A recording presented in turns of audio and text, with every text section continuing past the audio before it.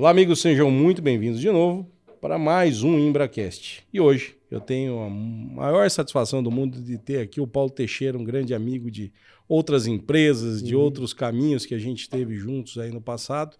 Paulo, obrigado pela tua presença aqui conosco hoje. Jed, eu que agradeço o convite, é um prazer estar aqui na Imbra hoje, participando do ImbraCast.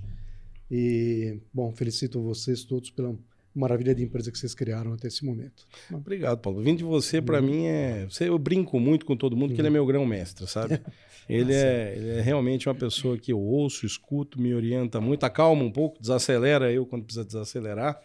Ele é um professor para mim. O Paulo é vice-presidente da Evonik para as Américas. Depois, no final, vai estar o caractere, o site da Evonik ali para todo mundo poder acompanhar e curtir. E não é todo dia que você tem uma pessoa do quilate do Paulo aqui para poder conversar sobre vida, mercado, confusões, porque nós vamos jogar no ar aqui alguma coisa aí para fazer a coisa borbulhar.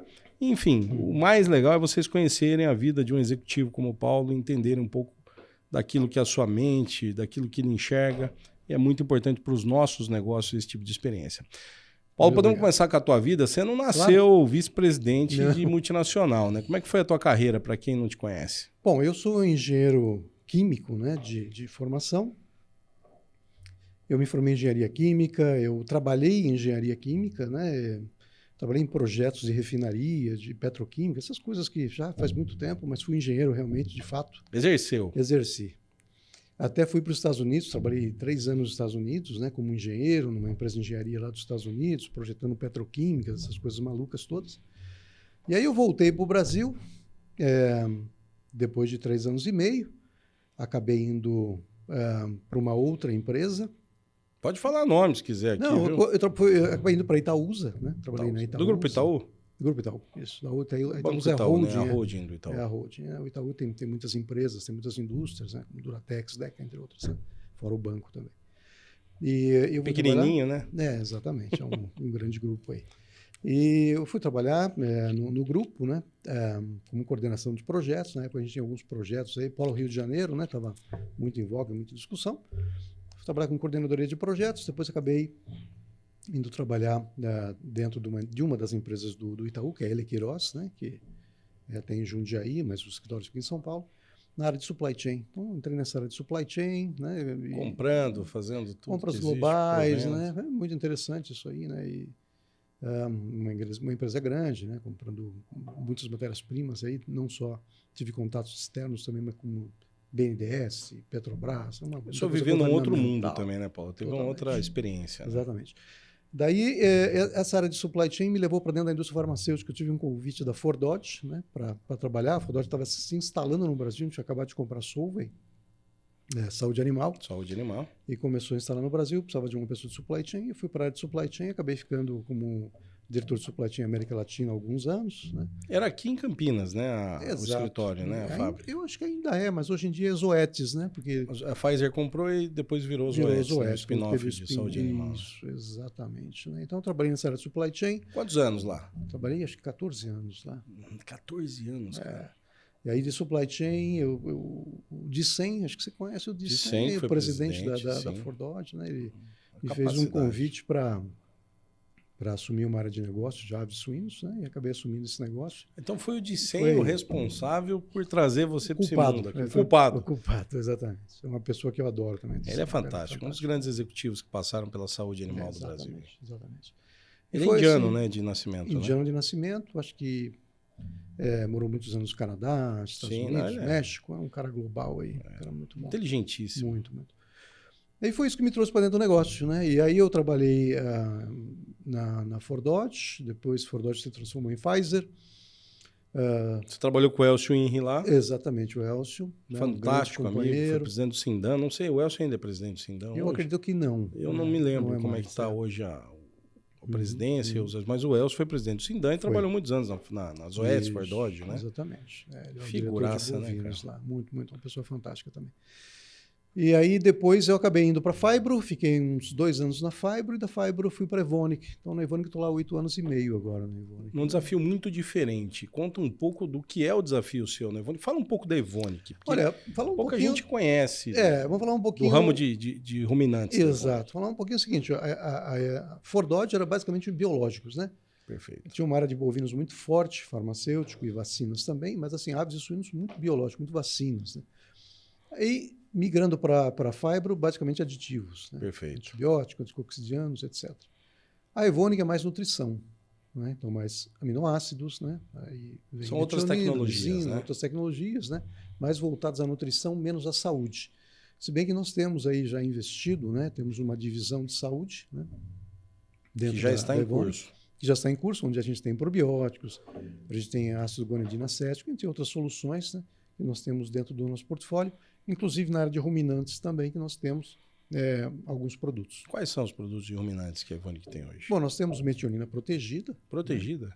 Legal. Protegida, um produto e foco inicial para gado de leite. Né? Qual é a diferença de uma lisina protegida, de uma metionina protegida, para um aminoácido como esse não protegido? Um paralelo aí para todo mundo entender. Falando das metioninas, né, do mercado, nós temos o nosso produto, que é realmente a DL-metionina, né, protegida. Ela é protegida com uma gordura, né, que obviamente dá condições do produto atravessar o rumen e ser absorvido no organismo do animal. Né. Existem outros produtos no mercado, alguns que a gente chama de MHA, né, que são precursores de metionina, né, que também tem alguns protegidos e alguns não protegidos. Né. E qual é a diferença? A diferença da DL-metionina para um metil hidroxi análogo, né, que é a MHA, é que a DLM é realmente DL-metionina, é metionina de fato. A MHA é um precursor da metionina. Esse produto ele se transforma em metionina dentro do organismo do animal. Né? Vai ter um gasto de energia para se transformar em metionina. Exatamente. Dentro. Estou entendendo certo. Você, como um expert no assunto, sabe que tem um gasto de energia. Né? Então, e qual é a paridade entre uma 99, eu imagino, né, a DL-metionina, e a outra é quanto de equivalência? Quando a gente fala em bioequivalência, né? Isso, exatamente. A bioequivalência, se você fizer também uma analogia com outros animais, por exemplo, com aves, por exemplo, né?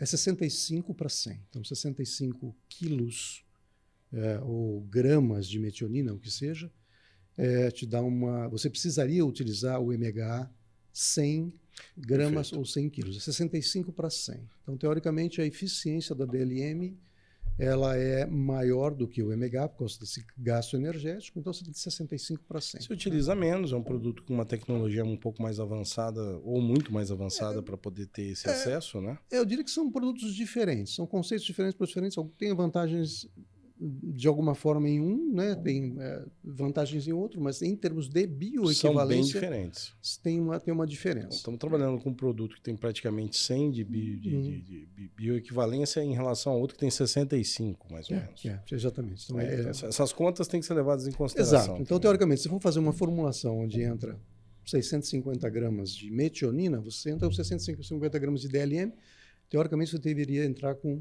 1.000 gramas de MHA. Perfeito. Basicamente. E às vezes, se isso não for feito o ajuste, o resultado o provável resultado esperado pode não ser o mesmo, né? Exatamente, né? Ou você dosa menos, você tem um problema aí de desempenho do animal, né? Exato. Ou você está gastando mais dinheiro. Né? Então, essa é uma tecnologia que a Evonik tem hoje disponível na metionina e também tem na lisina, é isso? Lisina também. Nós temos uma lisina protegida também, né? E que a gente oferece ao mercado, né? de bovinos. E é um produto também que passa pelo rumen do animal, né? Absorvido, por isso que ela é protegida. Nós temos as duas versões, né? Nós temos a metionina protegida e a metionina não protegida. A metionina não protegida aí também para monogástricos, tá? E para monogástricos, né? Que nós temos.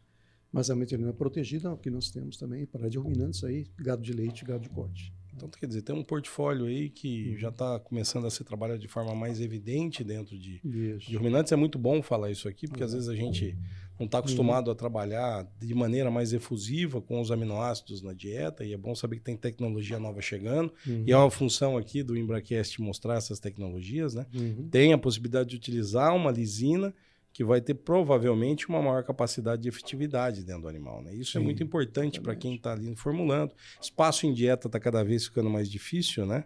Você sabe como é, né? É mais, em monogástricos muito mais complicado ainda do que em bovinos, mas às vezes o espaço da dieta está muito ligado também a custo. Então, se você consegue diminuir, talvez, espaços na dieta, você pode trabalhar com outros equipamentos, ingredientes mais baratos que ocupam mais volume na dieta, né? Isso é para falar em qualidade de mistura, outras coisas que a gente pode ficar aqui o dia inteiro falando, se deixar, que são muito importantes, né, Paulo? Qualidade de mistura, a coisa que nós temos uma área de engenharia, né, dentro da Evonik Animal Nutrition, onde nós temos 3 engenheiros experts em analisar e prover soluções de dosagem, né? Não o cara ter resultado. Exatamente. Então, a gente avalia a qualidade de mistura, do misturador, a gente avalia, inclusive, a dosagem do produto. Nós temos dosadores, né? Quer dizer, a Evonik, ela pode prestar esse serviço para o parceiro dela. Sim, com certeza. Para quem estiver ali junto, parceiro da Evonik, tem um background desse todo dentro da empresa. Temos. E a história da Evonik? Quantos anos tem a Evonik? Bom, a Evonik ela é centenária, né? Só no Brasil ela está há mais de 80 anos. Fantástico. Né? A Evonik é um nome novo, né? Relativamente novo. Ali por volta de 2006, 2005, a empresa, anteriormente conhecida como Degussa, né? Degussa. Acho que tem muitas pessoas que lembram o nome Degussa e não sabem quem é Evonik. Né? Eu tenho certeza disso. É um nome de muitas décadas, né? Mas como a Degussa fez muitas aquisições, ela adquiriu Goldsmith, ela adquiriu Russ, várias empresas globalmente. Ali por volta de 2006, 2007, eles decidiram mudar de nome. Ou seja, dar um novo nome ao grupo, né? Para acabar com esse fracionamento de culturas dentro da empresa. Né? Eu sou um, eu sou outro, eu sou Degussa, eu sou Goldsmith. Então resolveram criar um nome, e o nome é Evonik. Então, o nome Evonik, ele é relativamente novo, vem aí data aí de 2007, mais ou menos. Porém, a Degussa é uma empresa centenária. Né? Mas o Evonik acabou ficando muito conhecido aqui no Brasil, acho que de quem assiste muito campeonato europeu, né? Porque o Borussia Dortmund foi patrocinado pela... Foi o Borussia, eu tô certo? O Borussia Dortmund, né? Foi muito tempo patrocinado pela Evonik, né?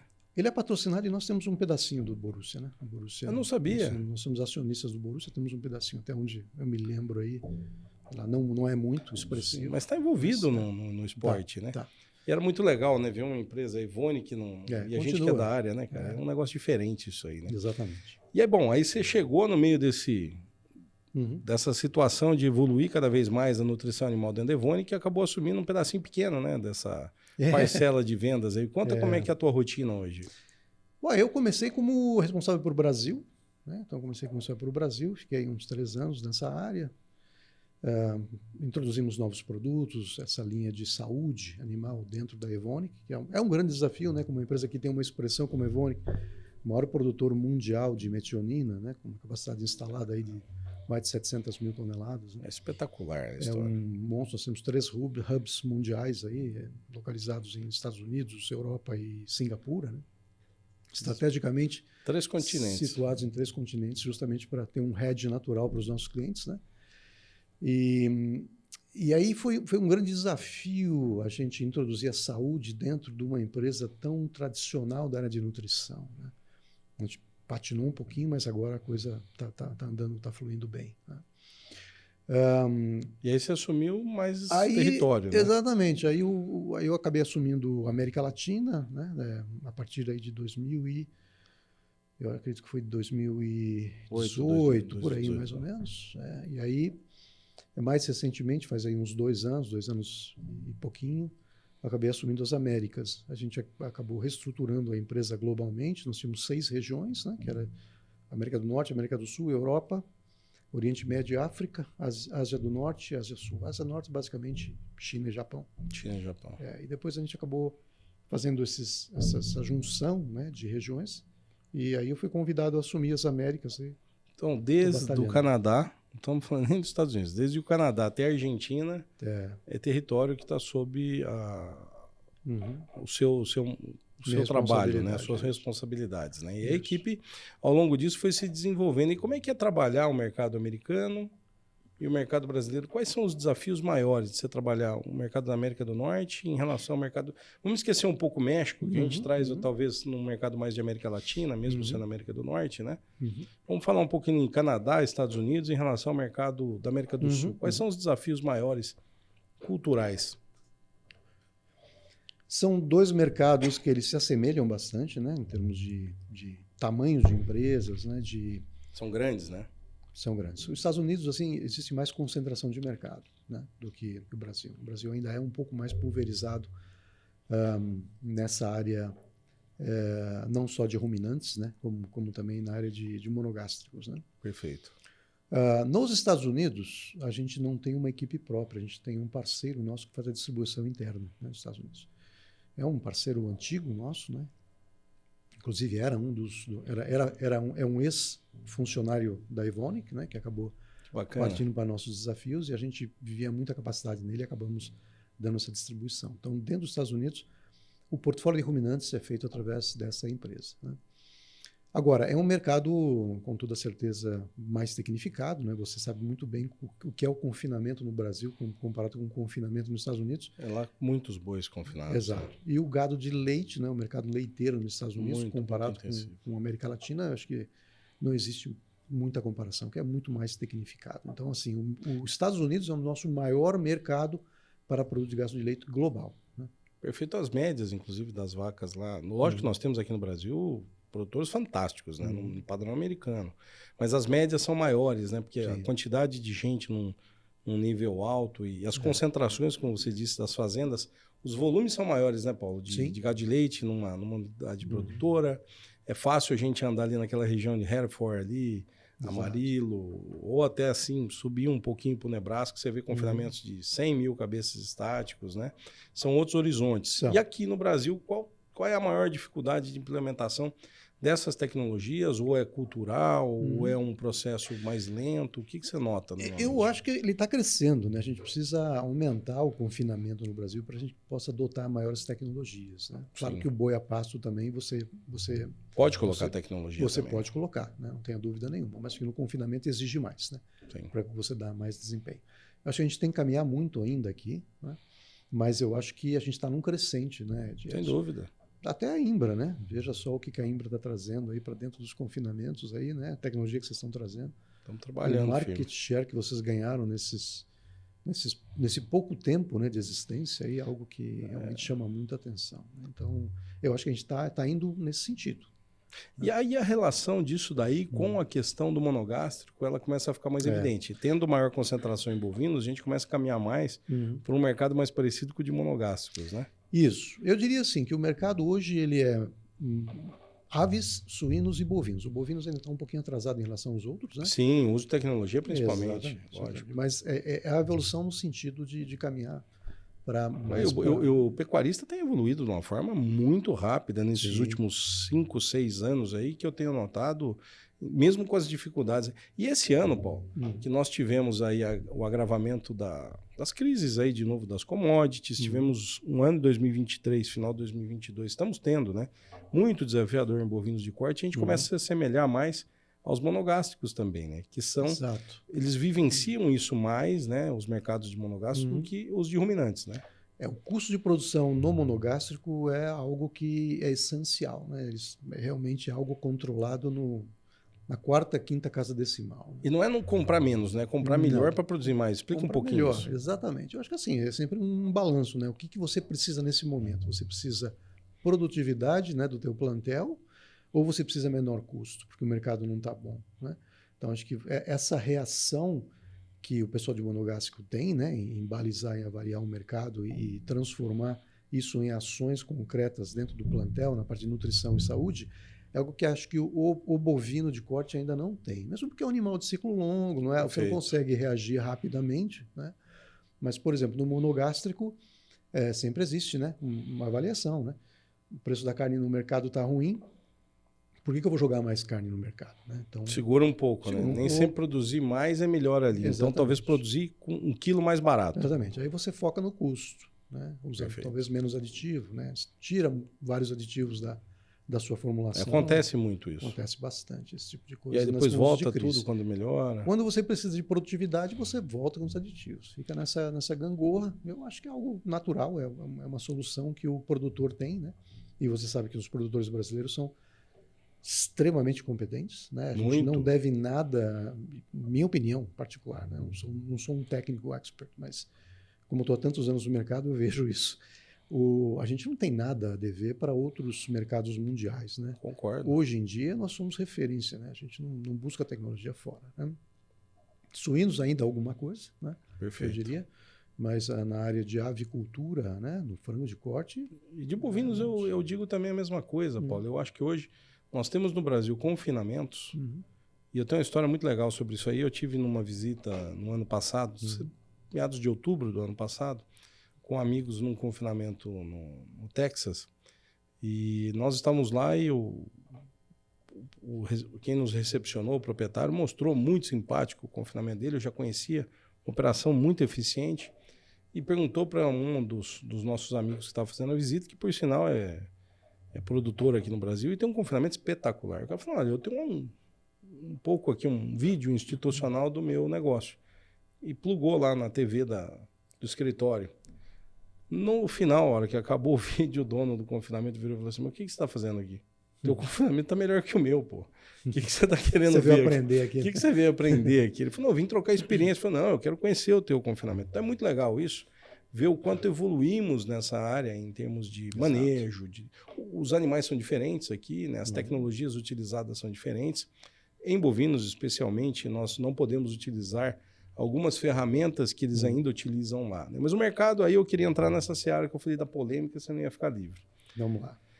Essa seara do uso de determinados produtos, ela vai de acordo com a evolução também das tecnologias, porque ninguém é louco de começar a suprimir o uso de algumas coisas se não tiver tecnologia para validar também essa retirada de alguns produtos do mercado. Como é que você enxerga essa cruzada agora, atual, em termos de modificação, pegada de carbono, diminuição do uso de alguns antimicrobianos? Para onde você acha que vai parar isso aí? Porque é do consumidor esse pedido também, ou é só uma imposição do setor de regulamentação sanitário? Acho os dois lados, né? Acho que existe uma forte pressão dos consumidores, né?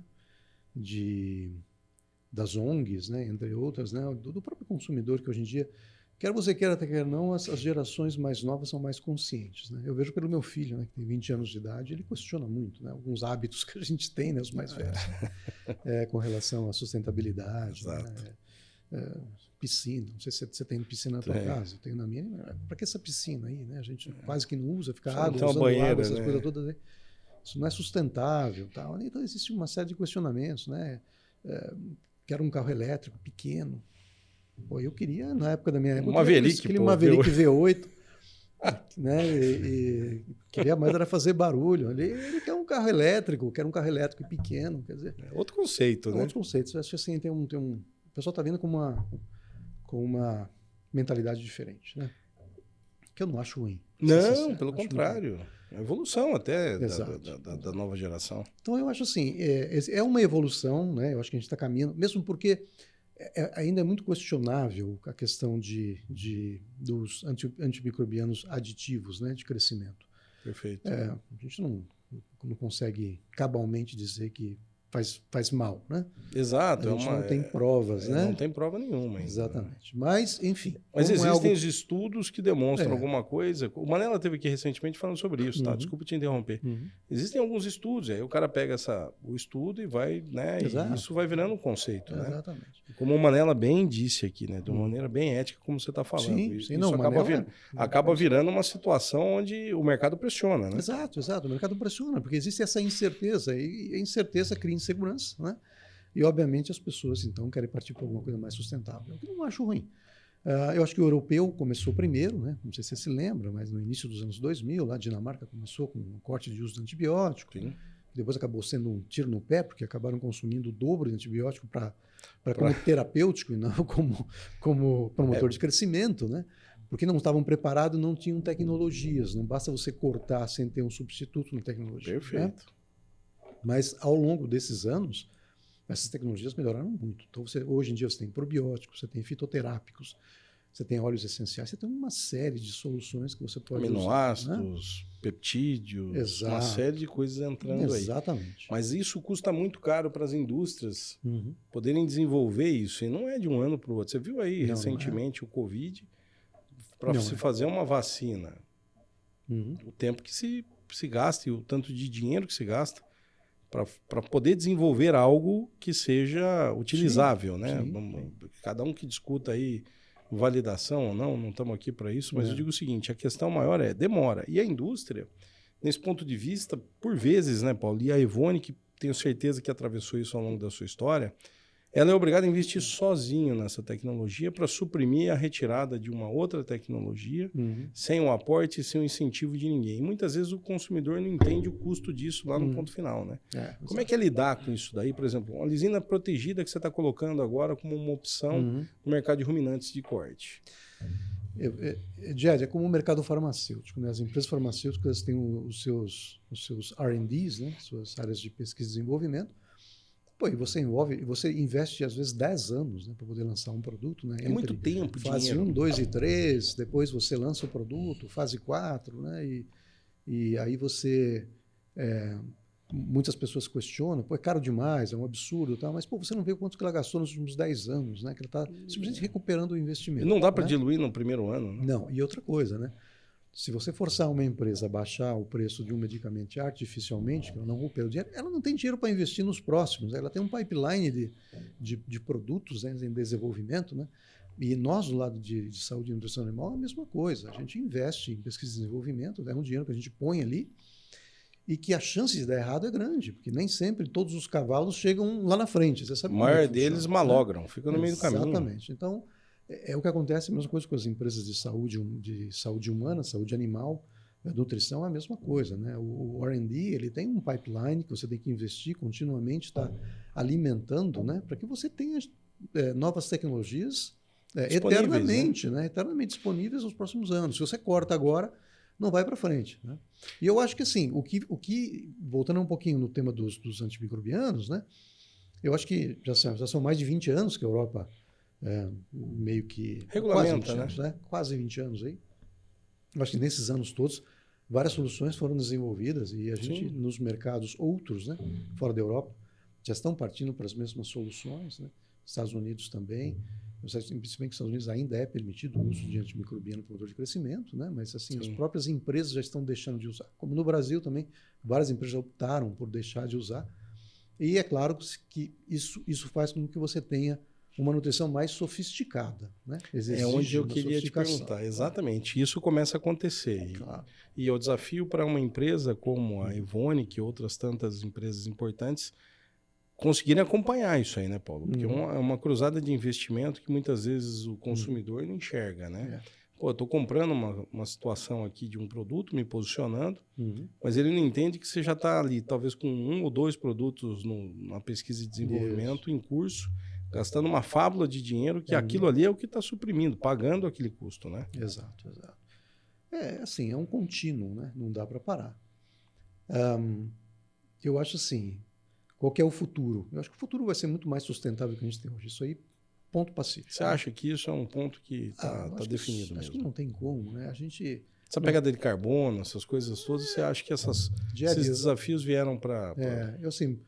Eu estou nesse mercado há anos, né, de produção animal, mas eu também vejo que hoje em dia o que acontece, né? Você vê o metrô de Nova York inundado, cara. Sabe? Que loucura, né? Eu estava lá um dia. Você estava lá? Tinha água descendo a escada, eu estava no metrô de Nova York.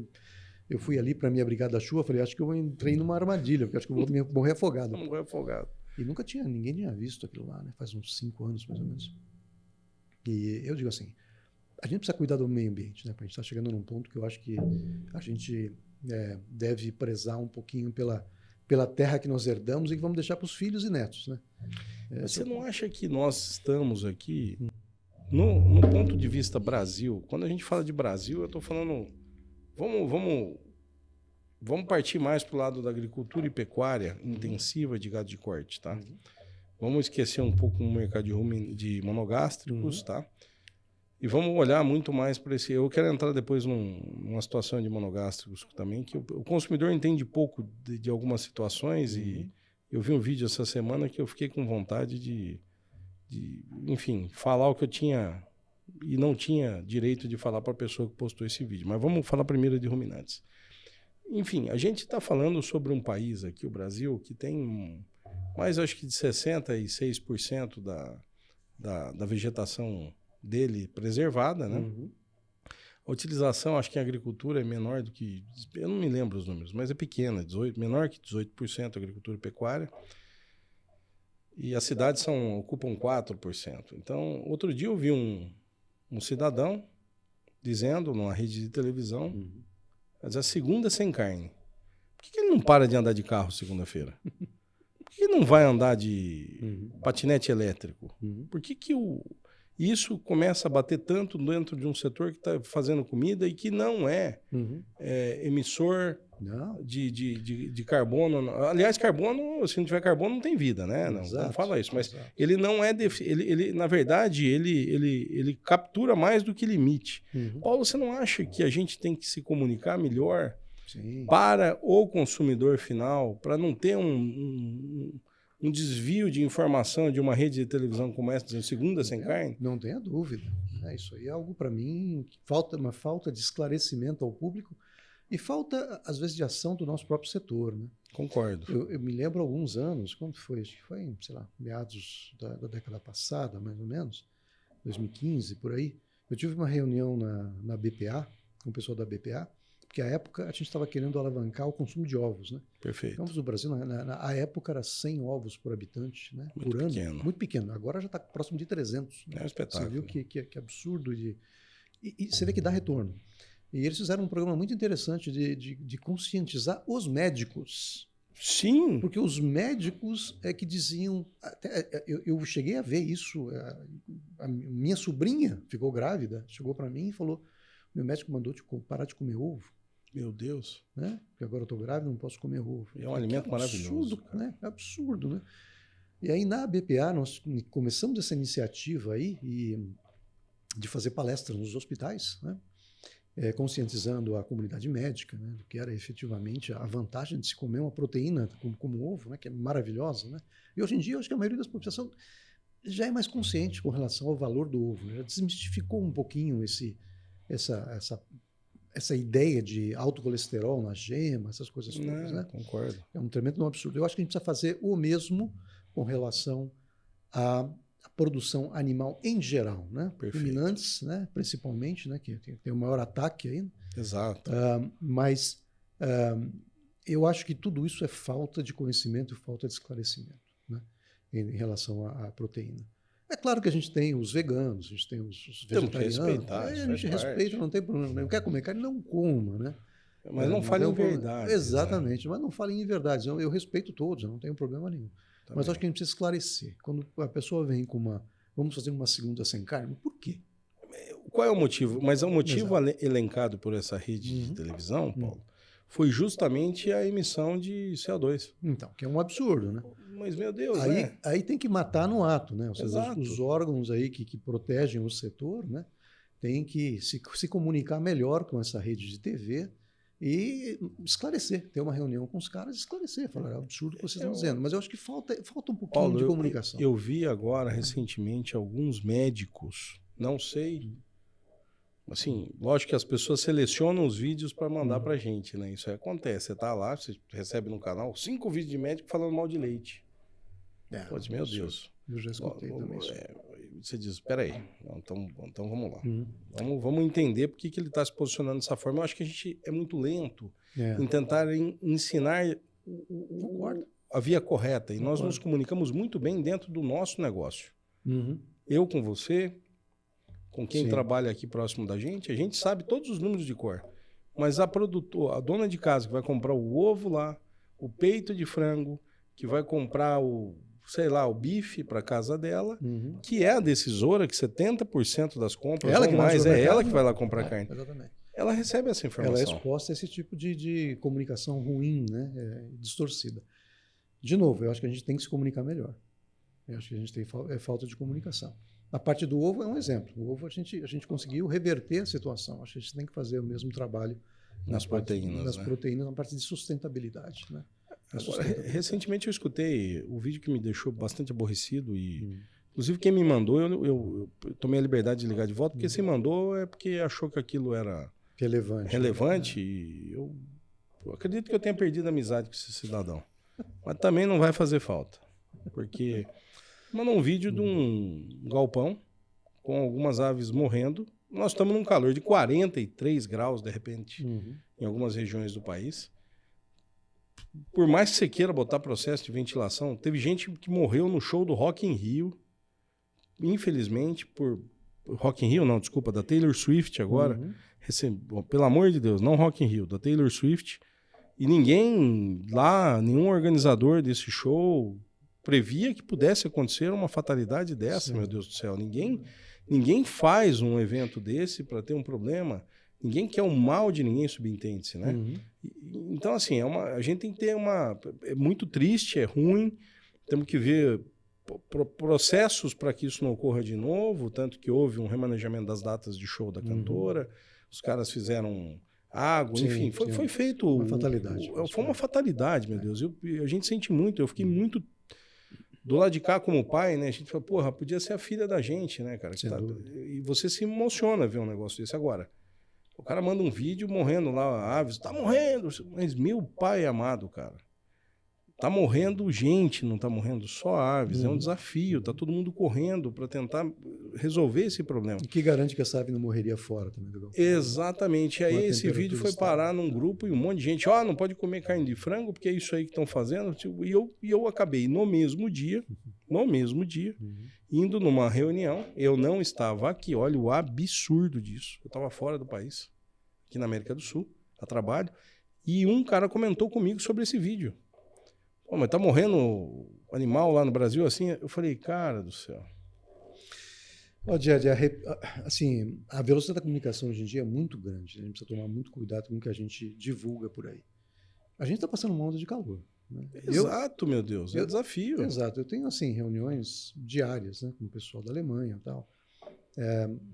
Terça-feira, ontem, eu tive uma logo cedo, 7h30 da manhã, meia horinha a gente tem toda semana, né, menos meeting global, né? E o cara da Ásia me falou, escuta, tá quente aí no Brasil, hein? Eu vi aqui na televisão que vocês estão com temperaturas de 40 graus, uma cidade de 46 graus, de fato. De fato houve. Falei, cara, como que chegou lá, né? É um absurdo. No dia seguinte, né? Eles sabem mais do que a gente, às vezes. Impressionante. Aconteceu no domingo, né? Na segunda-feira, né? Como tem 12 horas de diferença, o cara no dia seguinte ficou sabendo, né? Impressionante, né? Ele me perguntou, eu falei, como é que você sabe disso? Ele falou, não, deu aqui na televisão. Eu falei, cara, que absurdo, é muito rápido. Então, assim, a gente precisa tomar muito cuidado com o que a gente divulga, né? E distorce, porque... Prejudica a gente que não tem... Morrer ave em galpão é uma coisa natural, você sabe, né? Que quem trabalha no ramo sabe, né? Que todo dia num galpão... Dá um raio no pasto, mata 20 boi, vai fazer o quê? Um galpão de 35, 50 mil aves aí, morre 3, 5 aves por dia, é normal, faz né? Parte. Por vários motivos, e não é... E o galpão é ventilado, né? Uma tecnologia fantástica. Exatamente, né? Quer dizer, o conforto animal ele é algo, é uma preocupação do produtor, né? Mas acontece. Né? Morre planta, Paulo. Morre planta, não morre animal só. Exato. Então, assim, tomar um pouquinho de cuidado, porque realmente é algo faz parte da produção animal. Né? E a gente faz parte da produção animal. Eu estou dizendo assim, olha, pelo amor de Deus, me perdoem o comparativo, não é minha vontade de fazer esse tipo de escala, mas morre planta, assim como vão ter perdas em produção animal, como nós tivemos perdas humanas de frio, de calor, e você bem disse, temos que cuidar do meio ambiente, mas eu acho que a gente está fazendo muita coisa que não é comunicada, não é só o processo produtivo, por exemplo, do campo, que está gerando discussão aí, não, tinha que se discutir as cidades. Exato. Então, assim, você mora aqui em Barão Geraldo, em Sousas, aqui em Campinas. Eu moro aqui também perto de você. Cara, quanto que tem de área dentro das cidades hoje de preservação de verde dentro das cidades? É só asfalto, pô. Você sai dali, vai para um sítio, o sítio está mais fresco que a cidade, mas ninguém fala isso, né? Exato. E você não acha que isso, às vezes, passa por um processo de que a gente, dentro das empresas, nós como sei lá, profissionais que propagam as coisas no campo, nós temos que ter uma responsabilidade de começar a pensar melhor sobre isso. Muitos são formadores de opinião. Você, por exemplo, com o teu canal aqui, que aqui é pouquinha gente. Bastante gente, porque a coisa vai se multiplicando. Né? Então precisa ser responsável nessa comunicação. Sem dúvida que a gente precisa tomar conta do meio ambiente. Isso é óbvio. E hoje em dia não tem nenhuma empresa que não tenha essa preocupação ambiental. Né? Principalmente aquelas que têm ações em bolsa. A repercussão é muito negativa, né? Elas têm que ter a responsabilidade ambiental e têm que ter a preocupação para transmitir isso para o público. Exato. O que eu estou fazendo para me manter uma empresa sustentável. Porque se ela é sustentável, significa que ela vai se perpetuar. É por isso que tem um impacto nas ações dela, né? Das ações de bolsa. Então, assim, eu acho que nós, do meio, temos que nos preocupar em como a gente dá a mensagem. Né? Paulo, você pega uma Evonik, que só de Brasil tem 80 anos. Você quer maior sustentabilidade que isso? Pois é. A empresa tem as suas metas globais de sustentabilidade, de ser carbono neutro, tem as suas e não é de hoje. timelines. Né? E não é de hoje que vem fazendo isso. Não é de hoje. Nós temos, inclusive, um programa, né, que chama Next Gen, né, que é a nova geração de produtos, dos quais a sustentabilidade é um dos checkmarks. Né? A gente tem 4 ou 5 checkmarks. Se não for sustentável, infelizmente, cai fora do portfólio. Né? Não vai ser trabalhado. É uma forma de você encarar o seu negócio. Eu só vou trabalhar com produtos na qual eu posso compensar de alguma forma a minha pegada de carbono naquele produto. Né?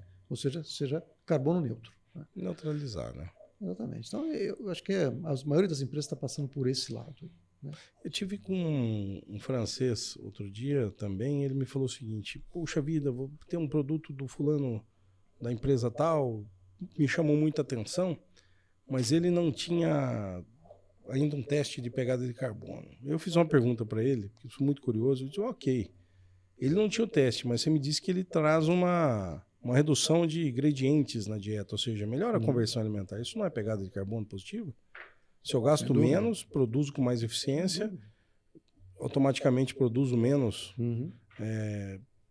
metano ou qualquer outra coisa ligada a esse processo. Isso não está certo, mas nós não estamos calculando tudo isso dessa forma ainda. Você não acha que esse também é um lado que nós temos a Evonik, que as outras empresas podem explorar para levar essa comunicação? Nós temos esse programa de auxílio dos nossos clientes em como dimensionar as dietas deles por uma forma, por uma pegada menor. Né? Que vai te dar Vocês já fazem isso? Nós fazemos isso, nós damos consultoria para eles. Né? Então, assim, existe uma grande preocupação, isso começou na Europa, né? Porque quando os animais consomem muita proteína, claro que a excreta normalmente vai para o solo. Então, perfeito. Existe um grande nível de nitrificação do solo e, às vezes, até com comprometimento de lençol freático, né? Em algumas regiões, né? Na Europa como um todo. Muito forte na área de suinocultura, mas agricultura também. Né? Então, começou-se aí um programa de se estabelecer limites mínimos de consumo de aminoácidos. Porque como você consome o aminoácido, você consome menos proteína. E isso cai o nível de nitrificação do solo. Então, nós temos, sim, meios de ajudar os nossos clientes em ter uma nutrição mais sustentável. E muito em parte o que você explicou aqui a respeito, por exemplo, uma aula rápida aqui sobre a mudança de determinados ingredientes, mesmo nos aminoácidos, né? Que uma lisina protegida de uma lisina não protegida, uma metionina protegida, e isso entra também nessa conta, né? De certa forma. De certa forma entra tudo no bojo da nutrição, que a gente chama da nutrição não é só inteligente. custo, né? Tem também essa questão, além do custo, tem uma outra aplicabilidade para ruminante favorável se utilizar, por exemplo, uma lisina protegida em relação a uma não protegida, até pelo processo de absorção, mas também pelo impacto que tem nesse cálculo aí. Exatamente, na nitrificação do solo. Então, tudo isso é algo que você tem que, na hora de você formular a tua dieta, né? O ideal é que você faça isso. Se não tiver a tecnologia dentro de casa, que procure uma empresa parceira para poder auxiliar, né? Mas vocês têm esse tipo de trabalho, quem é parceiro de vocês pode ter acesso a esse tipo de trabalho, né? Sim, claro, sem dúvida nenhuma. É isso que eu falo, cara, é um negócio assim, é interessante. Quando a gente recebe uma pessoa como você que tem uma gama de ações acontecendo com equipes em diversos países diferentes, de uma visão muito mais global do que a da gente aqui, que está aqui no Cone Sul, que a gente chama, né? Você começa a olhar as coisas e é muito mais natural, né, Paulo? Olhar os desafios com mais tranquilidade, né? Do que tem que ser feito, né? Exato. E eu vejo uma empresa como a tua empresa, a empresa que você trabalha e representa, a Evonik, com uma cabeça mais, por ser uma empresa europeia também, né? Uma cabeça já de pensamento lá na frente, né? Não é o que eu estou fazendo agora, né? Mais ou menos isso eu entendi, né? É o que eu vou ter que fazer daqui 10 anos, não é isso? Eu acredito que sim. Assim, os europeus começaram antes, né? Essa preocupação ambiental começou antes na Europa, depois, é claro, se difundiu aí ao redor do mundo, né? Mas assim, os fundamentos hoje em dia estão disponíveis para qualquer um, né? Porque a Evonik é uma empresa global, ela tem Evonik no Brasil, tem na Argentina, tem Peru, Colômbia, tem em todo lugar. Clientes que precisarem de auxílio, é só nos chamar, nos ligar e a gente consegue trabalhar junto aí. Uma forma de estruturar isso. Nós damos também para os clientes uma consultoria na área de sustentabilidade. Já fizemos para vários clientes o relatório de sustentabilidade, onde a gente levanta, né, todas as emissões, né, etapa por etapa da cadeia de produção, e a gente emite um relatório final, né, do que fazer, em qual etapa, como fazer e qual é o ganho que ele tem, né?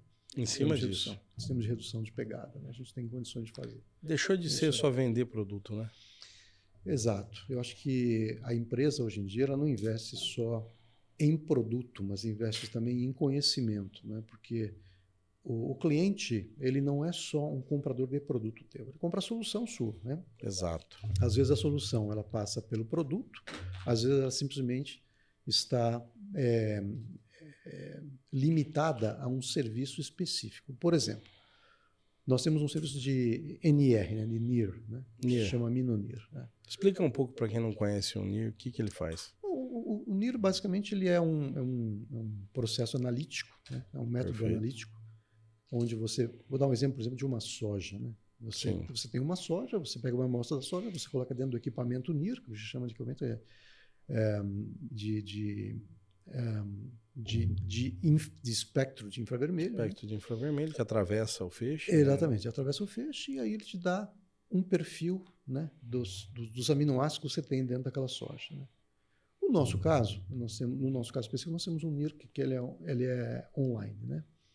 Então Online? Você coloca a amostra ali, o espectro, né, ele lê o espectro, né, do produto, né, vai para a Alemanha, né, nós temos os servidores lá, volta, e ele te dá todo esse... poucos segundos você tem todo esse perfil aí. Essa análise.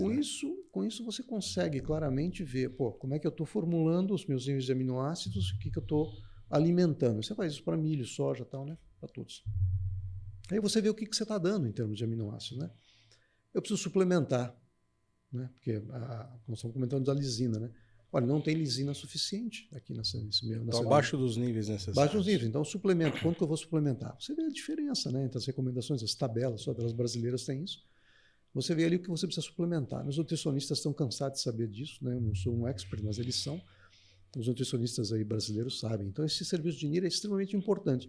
Então, você vê, não é um produto em si, né? Mas é um serviço que auxilia os nossos clientes a terem uma dieta mais balanceada, reduzindo o custo. Claro. Produzindo melhor, né?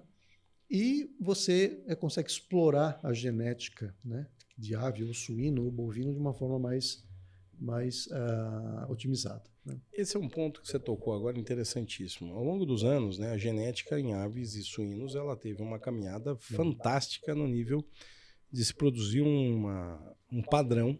E hoje, quando você testa determinados produtos no setor de aves e no setor de suínos, quando funciona, a gente ouve muito, não, funcionou em aves e funcionou em suínos, é porque funciona. Mesmo sendo um monogástrico, e quando os caras, muitos deles de ruminantes, ouvem, dizem, olha, tem que ficar atento porque está funcionando lá. Outro dia eu perguntei, dizem, olha, um dos fatores importantes é porque o standard, ou seja, o padrão genético, dá a condição de se avaliar o produto, né? Porque não tem uma variância muito grande. Aí a gente vai para bovinos, né? Aí você tem o bovino leiteiro, que meio cruzado com zebuado ali, vai para o confinamento. Você tem o meio sangue do zebuco europeu, você tem o zebu. Dentro do zebu você tem vários tipos de zebu. Tem os azebuados, 1/4, meio sangue, 3/4, enfim. É uma loucura, né? E aí fica mais difícil você provar um produto em áreas diferentes. Então qual que você acha que é o caminho, por exemplo, uma tecnologia como essa que está entrando aí agora, numa escala maior, se provar? Eu acho que é teste de campo, né? Tem que fazer um teste de campo dentro do seu... E a pesquisa, você não acha que ela já dá esse subsídio? Por isso que eu estou te falando, é o teste, você faz o teste. As pesquisas ela vem de teste, né? Quando a gente lança um produto, né? Antes do lançamento, ele foi testado em... Ele funciona. Vários Você tirou esse padrão de variância já. E aí o cara vai testar, às vezes, lá ele tem um... A gente chama muito de dente de cachorro, né? Você abre, tem um grande, um pequeno. Às vezes ele coloca um produto desse numa situação de teste injusta, Paulo. Sim, eu concordo contigo, exatamente. Você não acha que o caminho de entrada disso passa a ser como monogástricos, em função do nutricionista cada vez é mais relevante nesse processo? Eu acredito que sim. Eu acho que novas moléculas, né? Eu acho que passa pelo monogástrico, né? Para depois caminhar para o ruminante. Eu concordo plenamente contigo. Mesmo porque, em termos de custo, é um animal mais barato para você testar, né? E aí o ruminante tem hoje uma escala aqui no Brasil de profissionais fabulosos na consultoria. Sim. Nós evoluímos em ruminantes nos últimos anos de uma forma incrível em nutrição animal. Nós temos hoje aqui alguns dos maiores profissionais do mundo em ruminantes trabalhando, são brasileiros, estão aqui no Brasil. São unidades que se reciclam várias vezes ao ano. E eu acho que é muito importante aquela história, assim, procure um médico, né? Procure um nutricionista capacitado para avaliar um produto desse, né? É isso aí. Porque assim o nutricionista vai te dar realmente as soluções, né? Eu estou falando isso, você está falando do NIRS, né? Muito isso, né? Exato, ele vai te dar as soluções. Mas eu vejo assim, se você compara também o profissional americano e o profissional brasileiro, eu fiquei impressionado de ver a quantidade de brasileiros trabalhando nos Estados Unidos como nutricionistas em grandes empresas. Muito grande, professores universitários, né? Nós temos um consultor nosso que a gente usa nos Estados Unidos, que ele tem um nome italiano, não vou falar o nome dele aqui, mas ele tem um nome meio italiano. Falar, fique à vontade, não tem problema algum. Né? Então, tem um nome italiano, né? E eu falei, poxa vida, deixa eu conhecer esse cara, né? Era brasileiro. Vou entrevistar ele. Eu comecei a falar inglês com ele, eu percebi um sotaque, não sei de onde. Eu sou brasileiro. Eu falei, putz, sou brasileiro também, comecei a falar em português. Mas não é o único, né? Assim, se você soubesse a quantidade de pessoas trabalhando em tudo, em ruminantes, em monogástricos, é muito grande. É muito grande. Passa também, eu acho, pela evolução do profissional brasileiro, né? Do zootecnista, do veterinário, dos profissionais que trabalham, o agrônomo, né? todos eles, tudo, né? Tivemos uma evolução muito grande, ainda estamos evoluindo. E quando esse pessoal vai para fora para fazer algum curso de extensão, um PhD, um mestrado, eles são tão bons que eles acabam ficando, eles recebem convites e vão ficando. Às vezes convites até para dar aula na própria universidade, como uma questão desse rapaz aí, né? Ele foi fazer um PhD, a universidade falou, não, quero que você trabalhe comigo. Ficou lá. E ele tem aí um determinado número de dias da semana onde ele dá aula na universidade, tem 2 dias que fica livre e dá consultoria. É um rapaz que isso é muito bacana que o americano faz. Deixa o profissional ser... Não perde o contato com o campo. Né? Não se torna experimentar mercado, né? Não se torna um cara puramente teórico. Isso é que é bom. Né? Mas você ficaria impressionado de ver a quantidade. Da nossa equipe nos Estados Unidos, nós temos 5 brasileiros trabalhando na equipe dos Estados Unidos, dos quais 3 são técnicos. Sensacional, eu não sabia que o negócio tinha evoluído por esse lado. Ô Paulo, e aqui no Brasil a gente não nota a entrada de gente, muita gente de fora, justamente pela quantidade de profissionais bons que nós temos aqui, né? Eu acho que sim, acho que realmente a gente está bem servido aqui. Muito bem servido. Os profissionais são fantásticos. Você vai aí em qualquer empresa grande aqui do Brasil, você fica bobo de ver o nível. Uma vez eu vou contar uma historinha barra. Vai falar, manda bala. Trabalhando numa empresa de saúde animal, não vou falar o nome aqui, mas eu falei assim, vou trazer um... Quem conhece sabe qual é. Exatamente. Aí vou trazer um profissional nosso aqui, especialista em acho que era bronquite infecciosa, se não me engano. Eu vou trazer esse profissional aqui porque eu quero, né? A gente está sofrendo um surto, aí eu quero levar ele numa grande empresa brasileira, né? Não vou nem falar ajudar o processo. Vou ajudar o processo. Aí cheguei lá, marquei o chefe, né, da sanidade, um veterinário também, sentou com a gente, eu apresentei, né? É um americano. Pô, ele é especialista, tá? Mas estudou com quem? Perguntou, né, em inglês para ele. Eu estudei com fulano de tal. Eu falei, eu também estudei com ele, né? Foi meu orientador. Foi teu orientador? Foi. Eu fiz o cliente falando, eu fiz minha tese de doutorado em bronquite infecciosa. Nossa. Então, assim, eu já tremi, né? Porque eu estava sentando na frente de um fulano que era muito mais especialista do que o cara que eu trouxe. A gente precisa tomar até cuidado hoje em dia, e isso é algo que eu até transmito para a minha equipe, precisa ter cuidado com quem a gente traz para cá. Porque a qualidade dos nossos profissionais aqui é tão grande que acaba que você traz um cara que não está qualificado para uma discussão com um profissional brasileiro que é especialista e tem um conhecimento de mercado muito maior do que essa pessoa que você está trazendo. Vamos tomar um pouco de cuidado. Muito, e as tecnologias que a gente vivencia aqui, muitas vezes, elas têm uma particularidade de uso aqui, né? Não é igual lá, né? Falando de bovinos, então, pelo amor de Deus, nós temos pasto aqui. A gente usa muito a intensificação agora de pasto, dos animais de pasto, tem aumentado de forma bastante evidente, né? E falando agora, mudando o eixo para monogástricos, eu noto muito, e eu tenho tido a grata surpresa que me foi dada pelo nosso criador aí, de trabalhar também agora nessa fase da vida minha com monogástricos. Eu tenho curtido muito, sabe? Eu tenho adorado isso aí.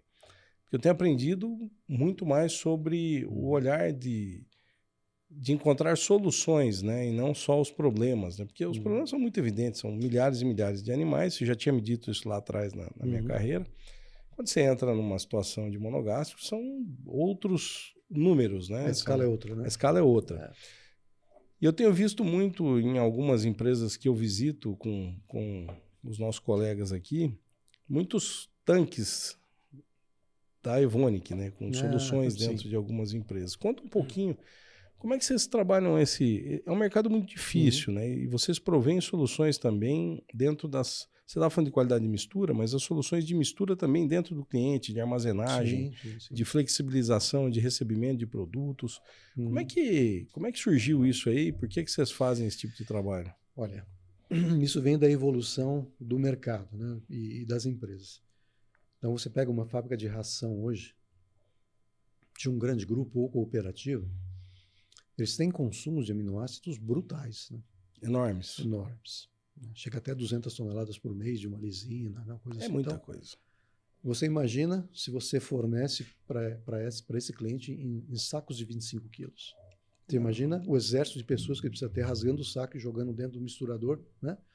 Uma misturador aí de, sei lá, de 5 toneladas, por exemplo, 3 toneladas. Perfeito. Assim, requer muita coisa, é uma mão de obra muito grande. Então, a gente fornece soluções de dosagem automática, né?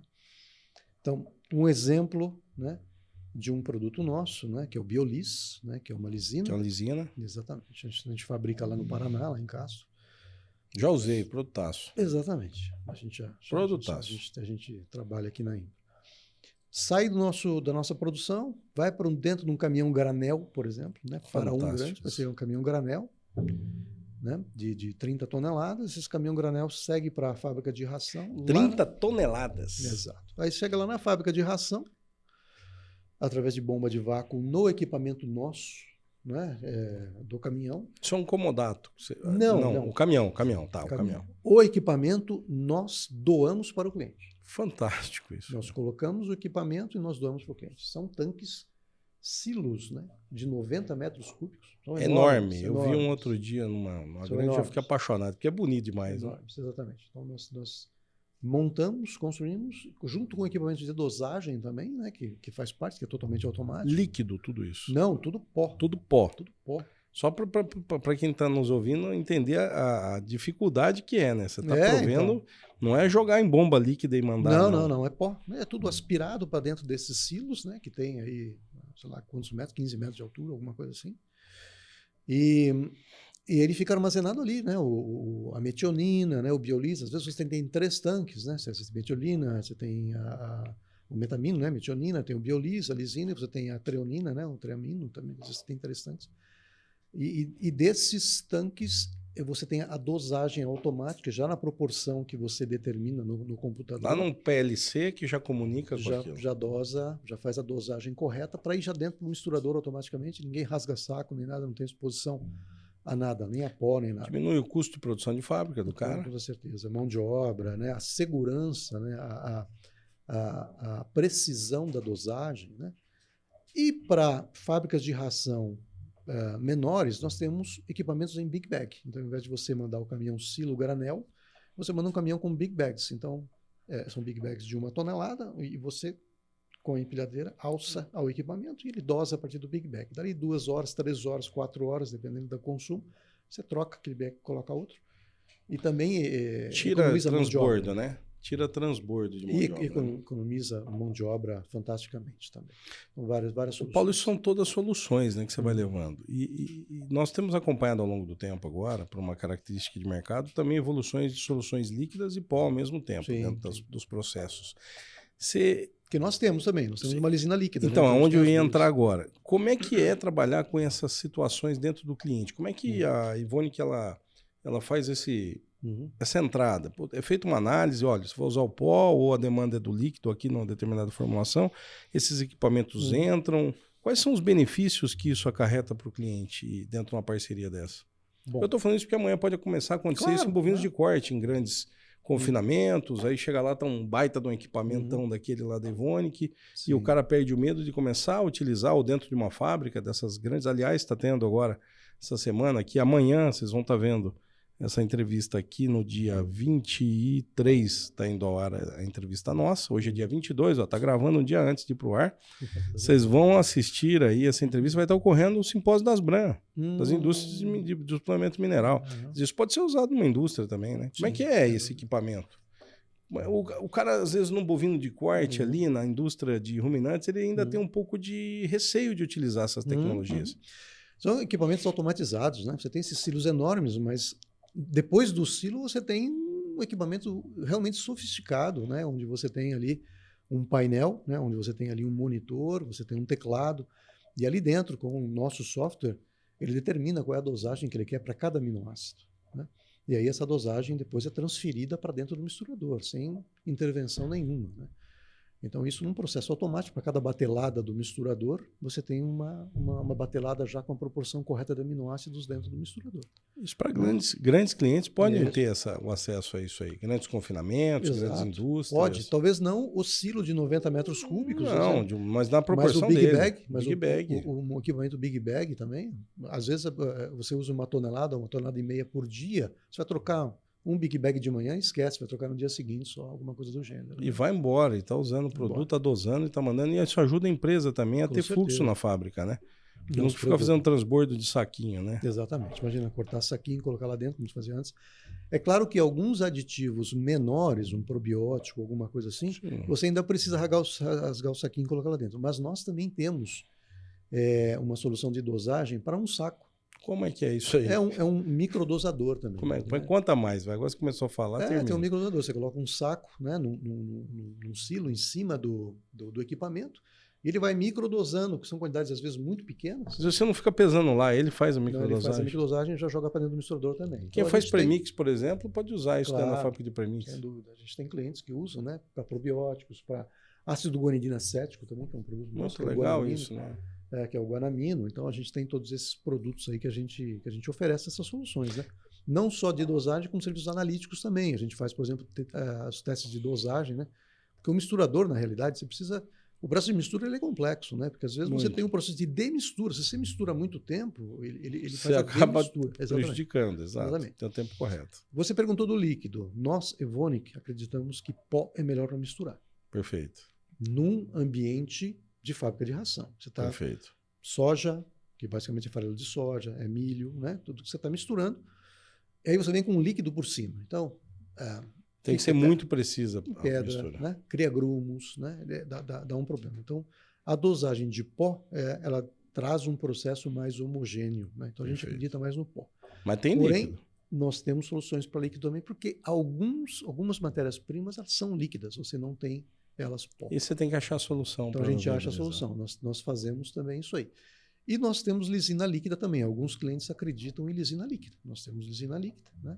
Onde a gente fornece a lisina, o tanque de líquido também e a dosagem líquida. Ele tem uma concentração diferente da de pó? Tem uma concentração bem mais baixa na parte de justamente para poder diluir, 35%, por aí.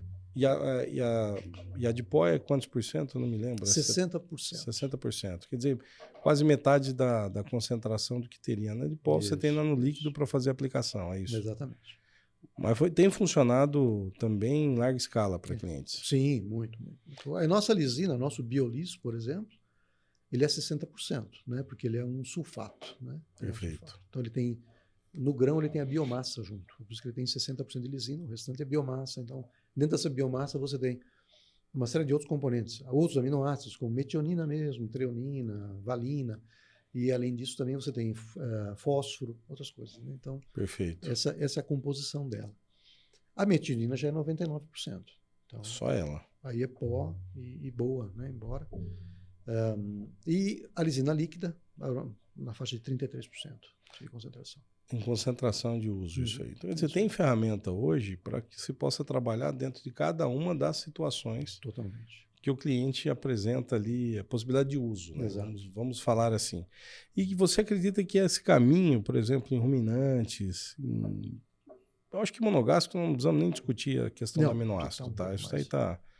Mas em ruminantes agora com essas novas possibilidades de uso dessas tecnologias, como, de novo, uma lisina protegida, você acha que o caminho começa a pertencer mais para essas searas de produção? Eu acredito que sim. Nós temos hoje em dia, eu acho que o problema de mão de obra, não digas que ele será sério como era 4, 5 anos atrás, né? Mas eu acho que é algo que a gente precisa começar a prestar um pouco de atenção. Né?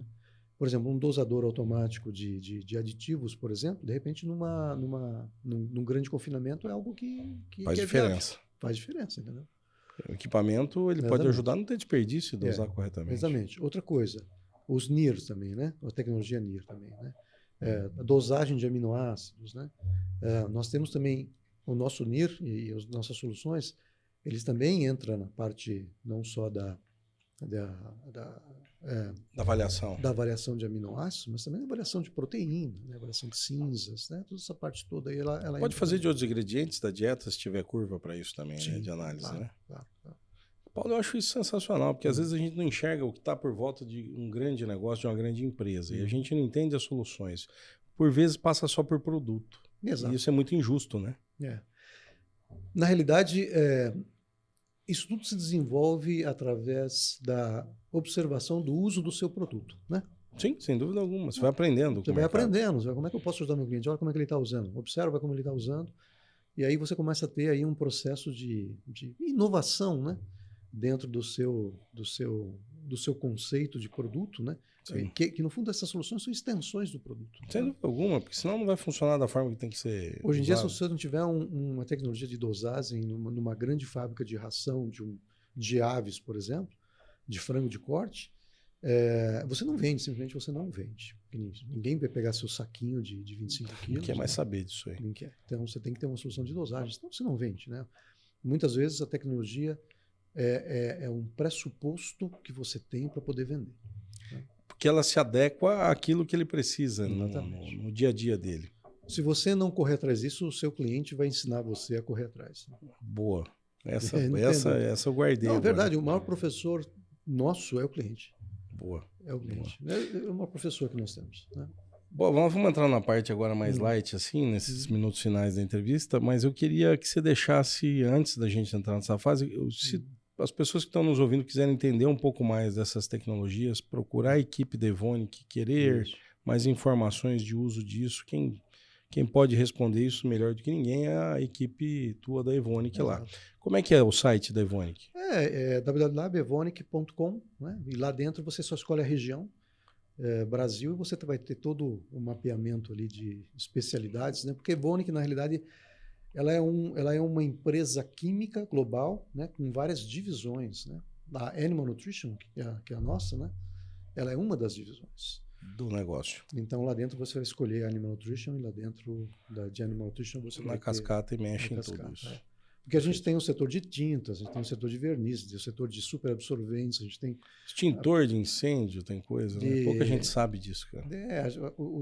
A gente tinha até pouco tempo atrás uma divisão que fazia o vidro das aeronaves, né? Do Elon Musk, né? Mas sabe o que é bom? A pessoa entrar no... Plexiglass, que era... Nossa, uma tala, né? Eu acho que é legal o cara entrar no site da Evonik para entender um pouquinho. Primeiro, quem é que está aqui conversando com a gente hoje? Quem está representando um setor desse de Animal Nutrition, como o Paulo aqui, que é um cara fantástico. Mas o que são essas empresas, essas corporações? O quanto elas levam informações e soluções? Sim. Por trás de um produto tem um pacote criado ali de soluções, de tecnologias, de acompanhamento que a gente não consegue mensurar, né? não é só um alimento, ou um ingrediente, ou uma tecnologia, né? É um pacote, né? Um pacote. Nós somos um dos maiores produtores de sílica do mundo, né? A gente faz sílica. E é usado em quase tudo. Sílica, inclusive ração, né? Pneu, ração, de fluxo, né? De ração. Nós fabricamos muito poliamida também para impressoras, né? Impressora 3D. A gente tem muita coisa. E está na nutrição animal, é isso que eu acho fantástico. Nós temos uma divisão que se chama Nutrition and Care, que aí dentro você tem 3 unidades de negócio, né? Que é a Animal Nutrition, que é a minha, né? Nós temos a área de Care Solutions, que aí entra produtos para cosméticos, cuidados pessoais, né? Perfumes, essas coisas todas. Também tem isso? Temos. E temos uma outra que é farmacêuticos, né? E nós aqui temos o recipiente da vacina de Covid, né? Da Pfizer, né? É a Evonik que produz? É a Evonik que produz. Né? Nós sempre tivemos que fazer uma fábrica nova, inclusive. Cara, ninguém tem noção do negócio desse, cara. Ninguém tem noção do tamanho de uma empresa dessa. E agora estamos construindo uma fábrica nova nos Estados Unidos, em parceria com o governo americano, que está sendo funded por ambas as empresas, porque o governo americano tem interesse em ter essa fábrica nos Estados Unidos, da tecnologia de vacinas lá para uma eventual crise futura. É onde nós estávamos conversando ali atrás, no início da entrevista, onde que nós falávamos a respeito do que um desafio faz uma empresa evoluir em cima daquele tema, né? Então, determinadamente, assim, a pandemia já se foi, nós estamos numa outra fase já de tratamento dessa doença que se instalou aí durante a pandemia e que agora ela é tratada de uma forma mais fácil, né, digamos, né? Já tem as vacinas, tudo, mas não parou por aí o negócio. Continua sendo feito todo o trabalho de tecnologia para que, se porventura ocorrer algum desafio no futuro, está pronto para tentar responder isso, é isso? Exatamente. Acho que a maioria dos governos se conscientizou de que existem algumas soluções que afetam as suas populações que precisam ser locais, né? Não tem como fugir disso. Não tem como você depender de um produtor num outro país, caso venha uma crise, falando, meu amigo, minha população primeiro, depois a tua. Né? Porque é o que aconteceu com a vacina de Covid. Você lembra que a gente entrou numa fila, né? Nossa senhora, aí foi uma loucura atrás das vacinas. Então, muitos governos começaram a investir nos seus próprios territórios, né? Que é o caso do governo americano, por exemplo. Perfeito. E teve que buscar fora a solução, né? Para eles é horrível. Exatamente. Isso. Né? Na realidade, a gente está construindo em parceria com o governo americano. E é um investimento brutal, né? Em cima de desenvolver solução, né? Não é só tecnologia. Então, agora, recentemente a gente terminou, e a política é um negócio muito espinhoso falar no setor de produção nosso aqui, mas nós terminamos agora uma eleição na Argentina e há agora uma mudança de ciclo lá para provavelmente um ciclo mais favorável para a produção, né? Para quem produz lá poder exportar, para poder produzir mais, porque estava toda uma regulamentação em cima do produtor lá que o cara não tinha condição nem Muitas travas, né? Muitas travas, né? E isso começa a estabelecer também uma nova unidade de abertura de negócios num país como a Argentina, que tem mais de 45, 47 milhões de habitantes, se não me engano. Eu né? acredito que é 45, né? Gira em torno disso, 45, 50 milhões de habitantes. Eu peço perdão aqui se eu estiver falando uma besteira, mas é gente comendo pra caramba, né, bicho? Então tá abrindo aí uma possibilidade de mercado que deve se instalar novamente aí. E aí a gente tava falando assim, primeiro vem a necessidade, a pirâmide de evolução lá, né? Primeiro a necessidade... Maslow. Os caras vão voltar a consumir mais, né? E automaticamente, consumindo mais, eles vão galgar outros conceitos depois disso, né? Como é que você enxerga essa possibilidade aí 2024 aí para os negócios, vindo uma Argentina nesse processo novo, o Brasil passando esse processo todo aí de adequação de 2023, que foi assim, muito desafiador para todo mundo? A Argentina... nós temos uma operação relativamente grande na Argentina, não só em nutrição animal, mas também em outras, né? Áreas de metilatos e tal. É um país super importante para nós, né? Com grandes produtores, né? De aves. Né? Muito eficientes. Exatamente. E bovinos, né? E é um país que a gente aposta bastante nele. Né? A gente acha que se realmente as medidas que ele anunciou forem implantadas, não com as particularidades dele, não né? com a radicalização que ele anunciou, mas eu acho que... Eu acho que ele não vai fazer daquele jeito. Discurso de campanha é uma coisa, na hora que você senta na cadeira é outra coisa. Eu acredito, né? Sim. Eu acho que ela tende a se recuperar, eu acredito. Pelo menos a credibilidade vai aumentar. As ações aí das estatais já começaram a pipocar para cima, né? Você viu, né, na bolsa. Então, acho que é algo que não tem como, né? A Argentina ela tem que arrumar um caminho, né? Eu acho que esse caminho existe. E eu acho que o ano que vem vai ser bom. Eu tenho essa impressão de que o ano que vem vai ser bom, né? Porque hoje você fazer negócio com a Argentina é muito complicado. A gente manda a lisina, né, o biolis daqui do Paraná para a Argentina. É uma dor de cabeça, porque o caminhão fica parado num porto seco lá, né? Até que o governo argentino te dê autorização, né, para você internar o caminhão, né, a carga. Até receber a carga. Né? Aí você vai para o teu warehouse, aí o caminhão volta vazio, quer dizer, todo esse ciclo, esse tempo todo, frete caríssimo, né, toda um custo enorme. Essa operação é maluca, sendo que você vai receber o dinheiro daquela carga daqui 200 dias só, né, ele só te paga depois de 200 dias, né, com autorização. Não tem como. Tem que ter dólar disponível para pagar, né? Eles não tem dólar, não paga hoje. Não tem, então assim... Sabe, um produto que é vendido hoje em dia no Brasil, assim, a grosso modo, a $3 o quilo, por exemplo, na Argentina a gente vende a 9. Minha nossa, Paulo. Então, se você analisa o portfólio de produtos, né, da Evonik, hoje em dia, os preços da Argentina são os maiores do mundo. Né? Mas para compensar tudo isso, porque na realidade a inflação é alta, né? Você tem que vender porque isso desvaloriza muito, né, o seu produto, né, o dinheiro teu, né?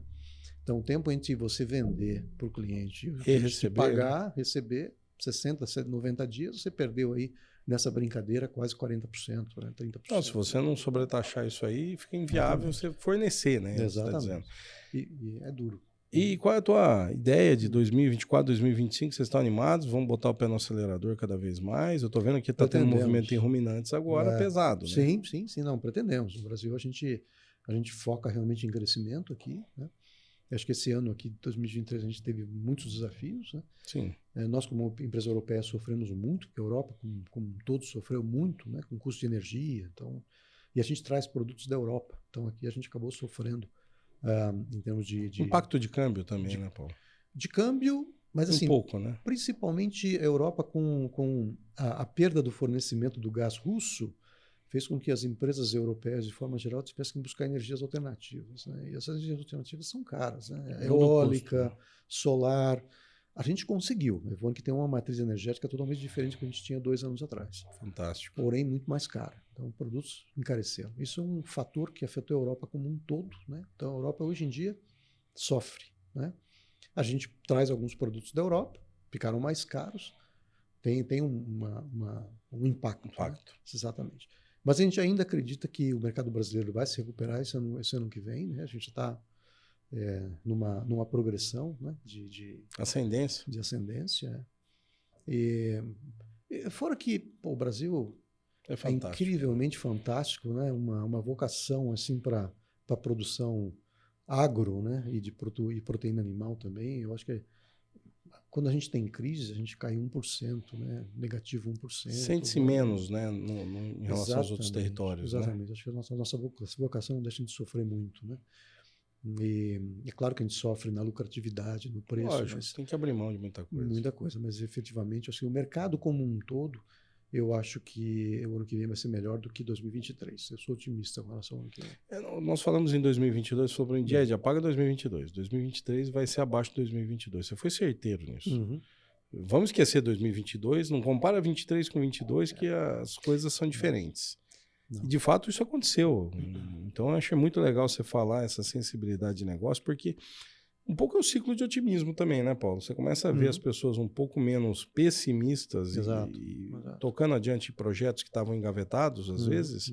Isso por si só já movimenta de uma forma positiva o negócio, né? Eu acho que o primeiro semestre foi também um momento pós-eleições. Né? Político, né? Um momento político em que muito difícil. Todo mundo ficou no vamos ver o que vai acontecer. Perfeito.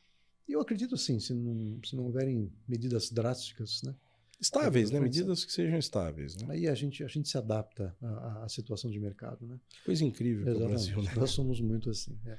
Mas eu acho que daqui para frente a gente vai realmente melhorar. Mas 2022 foi um ano fantástico para todo mundo, né? Para o mercado como um todo. Por isso que eu digo, né? Não compara... O 23 com 22 não faz isso. Meu chefe fala para mim, mas comparando com o ano passado, eu falei, esquece. Não compara porque não é nem justo. Né? Vamos comparar 2020, 21, 23. Né? Aí você vê que realmente tem uma... sempre cresce. Né?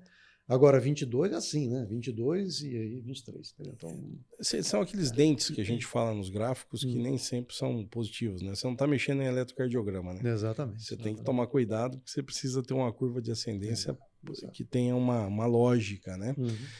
Falando sobre produção e sobre pessoas que querem seguir cada vez mais carreiras, uma das coisas que me marca muito em você é a tua capacidade de serenidade para tomar decisão.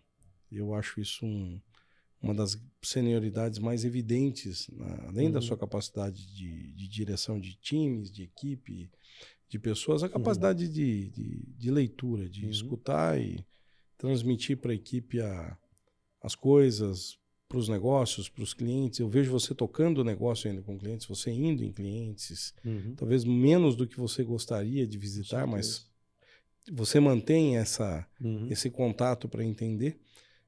E o que isso impacta?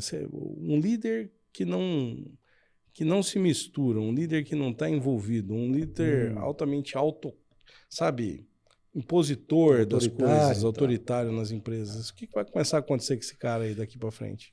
Eu acho que não Essas tem gerações espaço, novas. né? Essas gerações novas, elas são muito questionadoras também, né? São mais imediatistas também, né? Essa coisa de... Rápidos, né? Eu sempre falo para meu filho, eu acho que para você o ideal era você trabalhar numa ONG, né?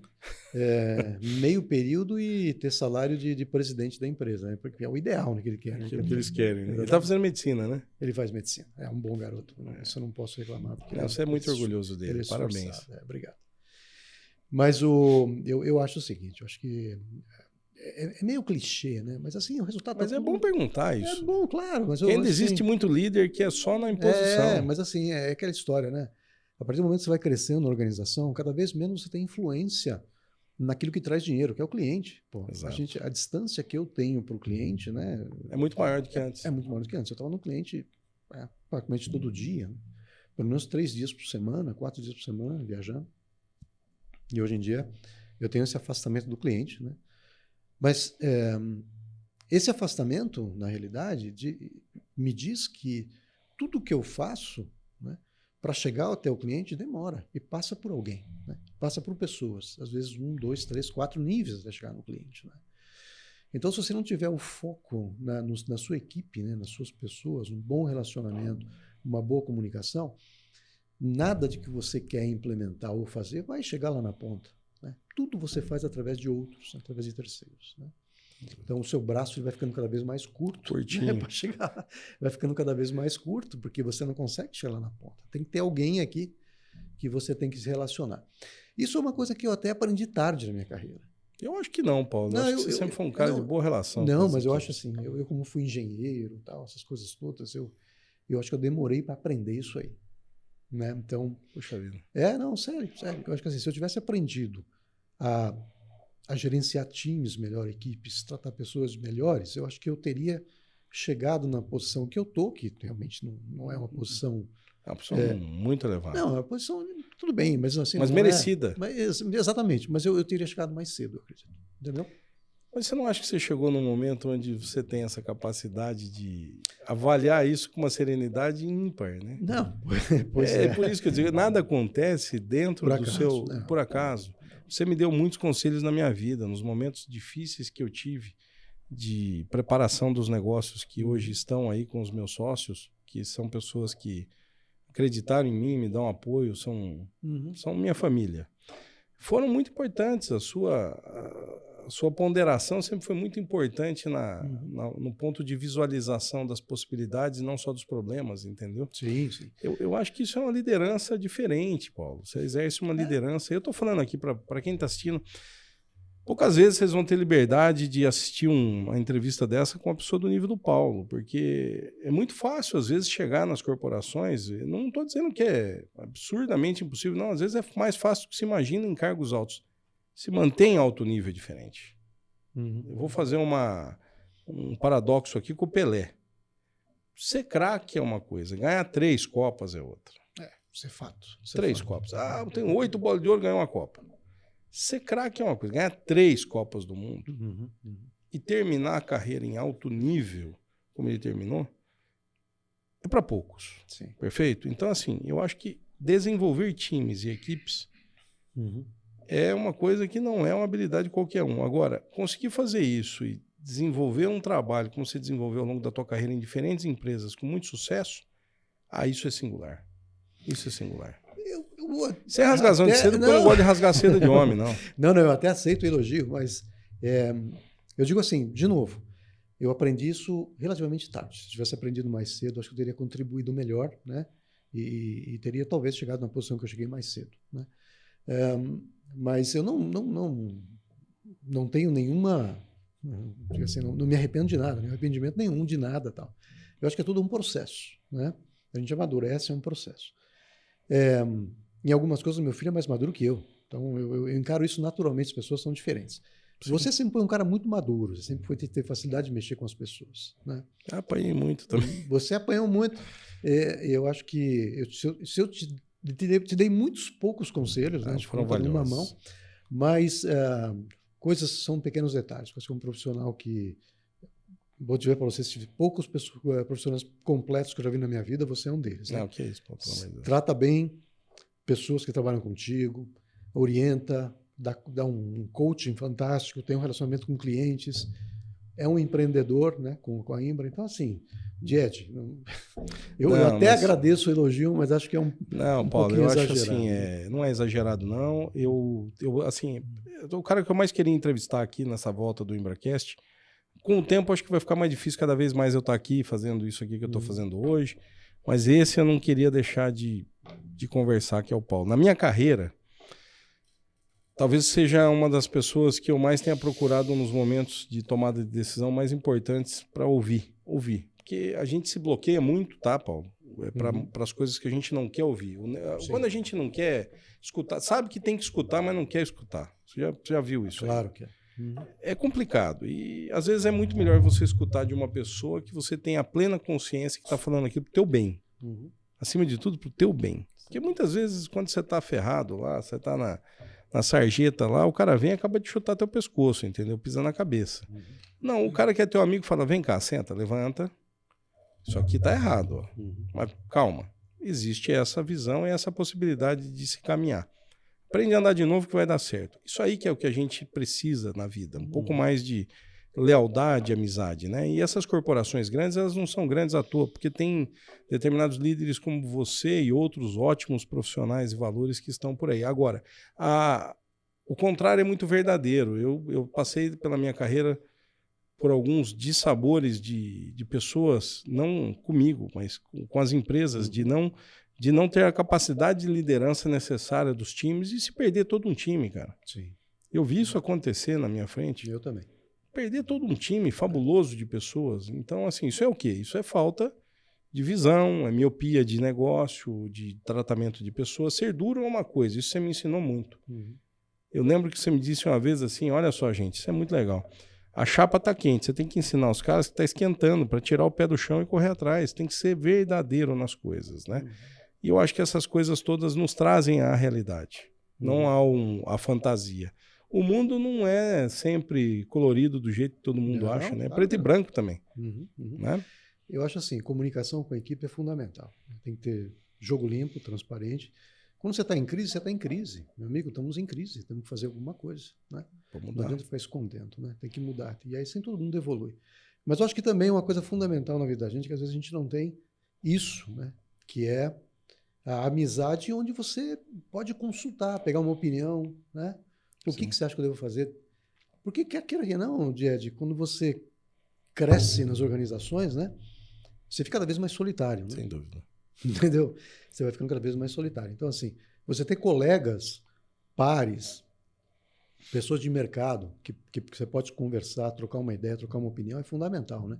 E ainda bem que a gente tem, né, essa parceria, a gente pode se consultar. Eu uso e abuso da amizade que eu tenho com você, porque para mim é... eu já falo sempre, a gente tem um grupo de amigos, e eu me refiro ao Paulo, meu grão-mestre, cara, porque para mim não tem, amigo, Aqui nós temos hoje uma reunião, pelo menos quinzenal, feita na empresa, que você orientou eu e o Renato a fazer. Com as pessoas, com a equipe. Isso melhorou. É uma coisa tão... Mas vocês não faziam isso, não, gente. Quando você está montando um negócio, você tem aquele volume de crescimento, de coisas a fazer. muitas vezes você se esquece de se comunicar melhor aqui dentro, explicar o que está acontecendo, trazer todo mundo para dentro do contexto. E foi depois daquele jantar que nós tivemos que a gente começou a adotar isso aqui, o Renato e eu, como uma política de trabalho. Melhorou demais, porque você setoriza as responsabilidades. Numa fazenda não é diferente. Talvez isso que você nos ensinou aqui seja mais simples do que as pessoas imaginam. Tem que sentar, conversar, discutir de onde vem, por que aquilo está sendo feito. Tem que ter um tempo para fazer isso. Nem que seja 15, 20 minutos, em um dia, a cada 10, 15 dias. Mas tem que fazer. Aquilo que a gente conversou, né? Às vezes a gente exige que o nosso funcionário nos ajude, né, na nossa empresa, né, a fazê-la crescer. Mas como é que ele vai ajudar se ele não sabe como? Se você não comunica a ele, para que serve o teu produto? Tem muita gente que produz, né, trabalha numa produção anos e não sabe no que aquele produto é utilizado lá na frente pelo cliente. Então, como é que ele vai te ajudar? Então, precisa esclarecer, né? Eu acho que, olha, nosso produto é isso, é utilizado nisso, é assim que a gente faz, e por isso que precisa ter cuidado aqui e ali, com temperatura e tal. Se você não explica isso para o teu funcionário, como é que ele vai te ajudar? Não tem como. Pois é. Mas é simples quando se opera isso, quando se faz. Sim. Mas quando não se faz isso no dia a dia, o resultado é um transtorno terrível, Paulo, porque cada um corre para um lado, ninguém sabe o que está acontecendo. Muitas vezes a ideia da urgência daquilo é mal compreendida entre as pessoas porque não entendem como é que funciona o processo. E, assim, são dicas como essa que eu deixo aqui, meu agradecimento a você. São coisas, depois de um grau de maturidade que você tem como profissional do mercado, você não precisa das pessoas te ensinando economia só. Você tem determinadas funções dentro da corporação que são responsáveis por isso e você analiticamente vai ver aquilo e tomar as suas decisões. Mas liderança é algo que é muito mais difícil e muito mais forte, né, para se ensinar, né? Então isso é um dom que poucas pessoas têm, que você tem. Eu queria que você deixasse uma mensagem aqui no final para todo mundo, para a tua equipe, para o mercado, para as pessoas, uma mensagem aqui no final aqui dessa primeira entrevista que você participou com a gente aqui. Bom, antes de mais eu quero te agradecer, né, pelo convite, um prazer enorme estar aqui. E a mensagem que eu digo é o seguinte, pessoal, vamos batalhar, o Brasil tem futuro, né? Nós trabalhamos, temos a sorte de trabalhar num mercado, num segmento de mercado onde o Brasil tem vocação, é um segmento onde a gente vê que se tem crise, é uma crise a cada 10 anos, né? Realmente é algo que, para nós temos muita sorte, né? E temos que preservar esse mercado. Como você sabe, eu trabalho na Evonik, já faz 8 anos e meio, e tem uma equipe fantástica, né? Que ao longo dos anos a gente veio aí não só convivendo, mas também orientando também, né? No crescimento do negócio no Brasil. E eles estão à disposição, né, de todos aqui, de todos os setores, né? Ruminantes, claro, né, que é um setor onde você atua mais fortemente, mas o pessoal de monogástrico também, que eventualmente esteja assistindo, também vai ter uma acolhida boa com o nosso pessoal de equipe lá, que são todos muito fantásticos e muito competentes. Bom, eu não tenho dúvida. Pedro, Castelo, Thales, o pessoal todo está à disposição. Eles me atendem aqui, eu sou parceiro deles e... Olha, pode ir firme, que aí eu recomendo, viu? Eu recomendo a Evonik, que é uma empresa que eu admiro muito a Evonik. Muito por tua causa, que eu sei quem está lá dentro e como a empresa se comporta com relação aos clientes. Somos clientes da empresa, então eu tenho uma experiência muito positiva no trato com todo mundo lá, né? E o cuidado que vocês têm com todos que estão envolvidos nessa história de produção, né? Mas, acima de tudo, ao meu amigo Paulo, a que vocês hoje tiveram o prazer de conhecer melhor, uma baita de uma pessoa, um ser humano fora de série, um cara que se cuida, que tem uma história linda de vida, de companheirismo, uma das pessoas mais éticas e corretas que eu já conheci em toda a minha vida, é você. Então, que Deus te abençoe muito, abençoe toda a equipe da Evonik, que vocês que estão nos assistindo aqui tenham novas experiências, procurem tecnologias novas. Eu acredito muito na tecnologia dos aminoácidos. Assim, falando de monogástricos, é chovendo molhado. Já está confirmado aí, trabalhado há muitos e muitos anos a tecnologia. No setor de ruminantes, eu acho que vem para agregar de uma forma extraordinária os produtos, principalmente a tecnologia de proteção para uso em ruminantes, como a lisina protegida, a metionina protegida, além dos produtos convencionais que vocês têm, que eu tenho absoluta certeza da qualidade, porque a gente, de novo, a gente é parceiro de vocês. Mas, enfim, Tenho a certeza que vocês tiveram aqui hoje o contato com uma empresa fantástica, com uma liderança extraordinária e com pessoas muito sérias. Então eu estou aqui como Dié dizendo assim, pode acreditar, pode entrar em contato aqui, www.evonic.com, é isso? Exatamente. E mandar bala aí que o pessoal é gente boa. E Paulo, de novo, que Deus te abençoe, te proteja, guarde, governe, ilumine muito nas suas decisões e na sua vida. Obrigado, Dié, agradeço a você e a Imbra, todo o pessoal daqui.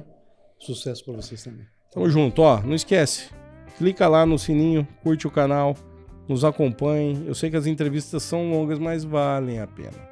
Qualquer crítica ou eventual situação que não gostem, por favor, contribua com a sua opinião. A gente está aqui para tentar fazer o melhor para vocês. Nem sempre a gente consegue, mas a intenção é a melhor possível.